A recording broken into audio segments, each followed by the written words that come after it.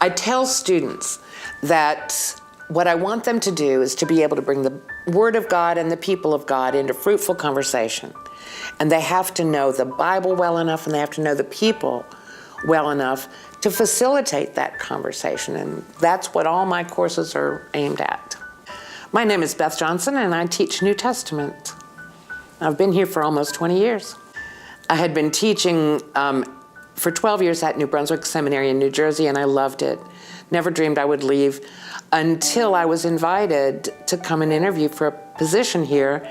When I got here, I found the collegial character of the faculty so compelling, and the engaging nature of the students so appealing. And this was coming home for me. This was to serve my own denomination. I'm a Presbyterian, and I spent all those years as a missionary to the Reformed Church in America, but I wanted to serve a Presbyterian school. There's a lot more ecumenical diversity among my colleagues and my students than when I first arrived, and it's enriched us.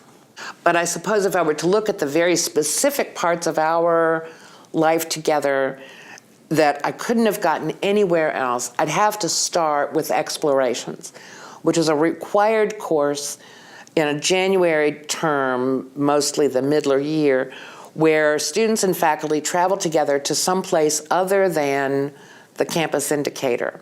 Some go to downtown Atlanta, some go to Eastern Europe or Ghana or India. I went for many years to Mexico and to the mountains of Appalachia, where we study the life and mission of the church in a culture other than our own, partly so we can get to know them and how they live and how they stay faithful in their part of the world, but also to learn how to understand the life and mission of the church where we serve.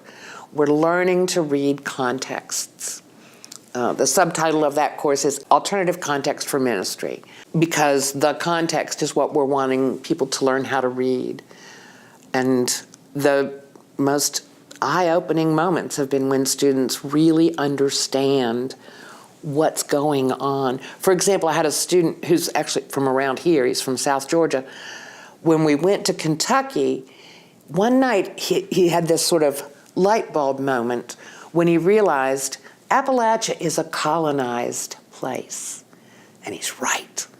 And so what he had been learning about post-colonial theory in classes in seminary, he was able to apply to these parts of the mountains where absentee coal companies own the land, steal what's in the land, and leave the people impoverished. And the heritage of that colonial time, which is now largely over,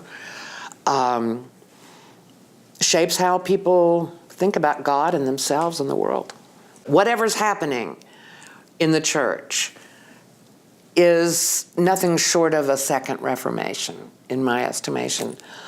We are in the midst of profound change. So is the seminary. So are all seminaries at this time. Moreover, I think they are really hopeful about the church. When some of their elders are wringing their hands and worrying about what is happening to the mainstream church, my students are not. They're excited about what's happening, and they have no longing to go back to the 1950s. They don't know much about the 1950s. And they're the ones who will be responsible for the church that is being born around us.